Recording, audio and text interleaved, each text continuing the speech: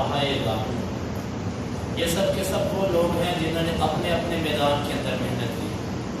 محدثین وہ لوگ تھے کہ جنہوں نے احادیث جمع کی، اس کے لیے دور دراز کے سفر کی۔ ایک ایک محدث کی اگر آپ کو اس کی زندگی کا ایک ایک واقعہ بھی سنایا جائے تو دن بہت تھوڑے ہیں۔ مثلا صرف ایک امام ابن ابی حاتم کا واقعہ سناتا ہوں کہ جنہوں نے اپنا واقعہ اپنی کتاب میں لکھ دیا۔ وہ کہتے ہیں کہ ہم جن دنوں طالب علم تھے، پڑھا کرتے تھے، ہماری مصروفیت ایسی ہوتی تھی کہ فجر کے بعد ایک استاد سے پڑھتے، وہ چلتے ظہر تک دروس، اس کے بعد کسی اور استاد سے، اس کے بعد کسی اور استاد سے، سارا دن ہماری یہ مصروفیت رہتی۔ ایک دن ہم بازار سے گزر رہے تھے تو گزرتے گزرتے ایک مچھلی والا مچھلی بیچ رہا تھا۔ یہ ابن ابی حاتم نے اپنی الجرح والتعدیل کے اندر اس واقعے کو ذکر کیا۔ کہتے کہ ہمارا دل کیا کہ پیسے ملا کے آج مچھلی خریدیں۔ ہم سب ساتھیوں نے پیسے ملا کے مچھلی تو خرید لی، لیکن اب مچھلی پکائے کون؟ اب مچھلی پکائے کون؟ کیوں؟ کسی کے پاس اتنا وقت نہیں تھا۔ کوئی بھی اپنا سبق چھوڑنے کے لیے، اپنا مذاکرہ چھوڑنے کے لیے، اپنا سبق یاد کرنے کا وقت چھوڑ کے مچھلی پکانے کے لیے تیار نہیں تھا۔ وہ کہتے ہیں مچھلی پڑی رہی، اس میں بدبو پیدا ہو گئی، ہم نے اٹھا کر پھینک دی، لیکن ہم میں سے کسی نے مچھلی کو پکایا نہیں۔ یہ وہ ایک واقعہ ہے ان محدثین کا حدیث کی خاطر کہ جنہوں نے اتنی تکلیفیں برداشت کی۔ اور ایک اور کہ شام سے ایک محدث امام احمد بن حنبل رحمہ اللہ سے پڑھنے کے لیے آئے۔ پتہ چلا کہ ان دنوں امام احمد بن حنبل پہ پابندی لگ چکی ہے، منع کر دیا گیا تھا آپ کسی کو پڑھا نہیں سکتے حکومت کی طرف سے، کیونکہ خلق قرآن کا مسئلہ تھا۔ امام احمد بن حنبل پر بڑی تکلیفیں آئیں۔ اب یہ شاگرد کہتا ہے کہ میں نے کہا کہ احمد بن حنبل سے میں نے پڑھنا ہے، تو میں نے جب دیکھا کہ پولیس والے کھڑے ہیں، سخت پہرا ہے، وہ کہتے ہیں کہ میں نے یہ انداز اختیار کیا کہ میں نے مانگنے والوں کا کرتا پیدا کیا اور ایک کشکول پیدا کیا۔ میں آوازیں لگاتا، جب میں احمد بن حنبل کی گلی میں جاتا تو میں آواز لگاتا اللہ کے لیے کچھ دے دو، اللہ کے لیے کچھ دے دو، تو میں جا کے احمد بن حنبل کا دروازہ بھی کھٹکھٹاتا۔ تو احمد بن حنبل رحمہ اللہ مجھ سے کہتے پابندی ہے بڑی سخت، میں اس سے کہتا میں مانگنے کے بہانے آؤں گا، روزانہ دروازہ کھول کے ایک حدیث سنا کے واپس چلے جاتا۔ وہ کہتے ہیں کہ روزانہ 6 ماہ یا 8 ماہ کا وہ عرصہ بیان کرتے ہیں کہ میں روزانہ بھیک مانگنے والوں کی شکل میں احمد بن حنبل کے دروازے پہ جاتا اور دروازے پہ دستک دے کے ایک حدیث سن کے چپ کر کے آگے نکل جاتا اور پھر آوازیں لگاتا اللہ کے لیے کچھ دے دو۔ پولیس والے اور جو دور کھڑے ہوتے سارے وہ یہ سمجھتے یہ مانگنے والا ہے۔ یہ محدثین کے جنہوں نے اپنے آپ کو مانگنے والا بنایا، جنہوں نے اپنے آپ کو بے شمار واقعات، بھائیوں میں نہیں زیادہ تفصیل میں جانا چاہتا۔ مفسرین میں سے مفسرین کا ایک واقعہ، ایک مفسر قرآن مجید کے اندر کلمہ آتا ہے فَدَمْدَمَ عَلَيْهِمْ رَبُّهُمْ بِذَنبِهِمْ فَسَوَّاهَا۔ دمدمہ کا معنی کیا ہوتا ہے؟ عام طور پر اس کا معنی کیا جاتا ہے غصہ۔ وہ کہنے لگے یار اس کا معنی غصہ کوئی سمجھ نہیں آ رہا، یہ کون سے غصے پہ بولا جاتا ہے؟ غصے کی کئی قسمیں ہیں۔ وہ اس معنی کی تحقیق کرنے کے لیے نکل پڑا اور نکلے کدھر؟ دیہاتوں کی طرف کے۔ یہ گاؤں کے جو لوگ ہوتے ہیں ان کے پاس ٹھیٹ اور خالص عربی ہوتے ہیں۔ گاؤں کے علاقے کی طرف نکل پڑا، چلتے چلاتے بستیوں میں جاتا ایک لفظ ڈھونڈنے کے لیے کہ اس کا معنی کیا ہے۔ چلتے چلاتے بالآخر ایک بستی سے گزر رہا تھا تو ایک عورت، بڑھیا عورت اپنی بیٹی کو کہہ رہی تھی، وہ بیٹی اپنی ماں کو کہہ رہی تھی دیہات میں، اماں دمدم اللبن، ماں دودھ ابل گیا۔ دودھ کے ابلنے کے لیے اس نے لفظ بولا دمدمہ۔ اس مفسر کو اپنی جو پیاس تھی وہ اس کی بات سے بولی۔ اس نے کہا ہاں دمدمہ ایسے غصے پر بولا جاتا ہے جس کو بندہ برداشت کرتا ہے، جہاں پر پیمانہ برداشت لبریز ہو جاتا ہے نا کہ چیز پھر ابلتی ہے، باہر دودھ گرمی برداشت کرتا ہے، جہاں پر آ کر اس کی انتہا ہو جاتی ہے نا وہ آپ سے باہر ہو جاتا ہے۔ تو ایسا غصہ جو پہلے غلطی پر برداشت ہوتا ہے بالآخر انتہا پہ جو پہنچ جائے برداشت کی، اس کے بعد جو کیفیت پیدا ہوتی ہے اس کو دمدمہ۔ اب ہم لوگ تو یہاں پر آسانی سے بیٹھے ہیں، ان محدثین نے، مفسرین نے، فقہا نے ایک ایک لفظ لینے کی خاطر کتنی محنتیں کی۔ ہمیں معلوم ہے، اندازہ نہیں ہمیں کہ ایک ایک لفظ کی خاطر کتنی محنتیں ہیں۔ اب ان محدثین کا ہمارے اوپر حق کیا ہے؟ ان محدثین کا ہمارے اوپر کم از کم اتنا تو حق ہے کہ ہم اپنی دعاؤں میں ان کو یاد رکھیں، ان کے لیے رحمہم اللہ کے لفظ بولیں۔ بندہ آج لکھی لکھائی جڑی ہوئی کتابیں ہمیں ملتی ہیں، ان کتابوں کے پیچھے کتنے زندگیوں کے سفر ہیں، کتنے سالوں کی محنت ہے، ہمیں کسی کا اندازہ ہی نہیں ہے۔ کتنی تکلیفیں برداشت کی، کتنی صعوبتیں برداشت کی، سفر کے اندر کیا کیا مشکل مراحل آئے، ہمیں سے کسی کو پتہ ہی نہیں ہے۔ ہمارا اتنا حق ہے کہ ان کے لیے اپنی زندگیوں میں دعا کریں۔ دوسری بات، ائمہ، علماء، فقہا یہ انبیاء نہیں تھے، انسان تھے، غلطیاں ہو جاتی ہیں۔ ان کی غلطی سامنے آئے اس کے لیے بھی ان کو معذور جانا جائے کہ بھائی انہوں نے قصداً ایسے نہیں کیا۔ آپ اور میں جان بوجھ کر قرآن اور حدیث کی مخالفت برداشت نہیں کرتے، انہوں نے جان بوجھ کے کی ہوگی۔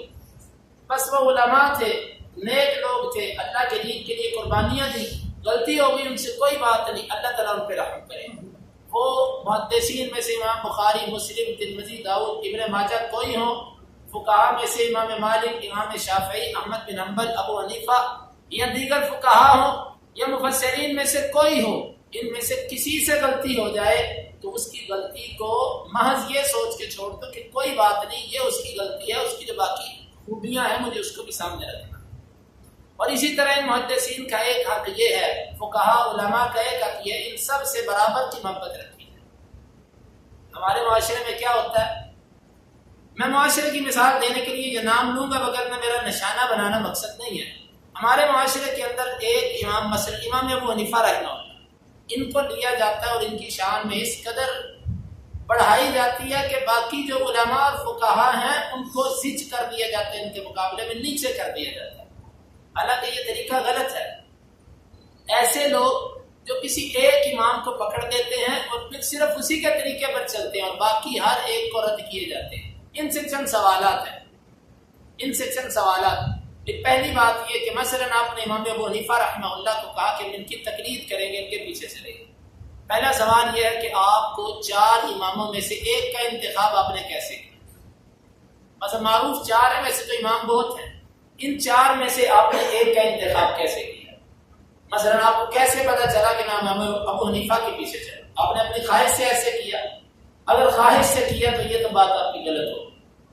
ہاں دوسری بات، آپ نے کسی کے کہنے پر کیا، تو آپ نے جس کے کہنے پر کیا اس کا مطلب ہے کہ آپ نے اس کی اصل میں بات مانی ہے، وہ آپ کو جس کی کہہ دیتا آپ اس کے پیچھے چل پڑتے۔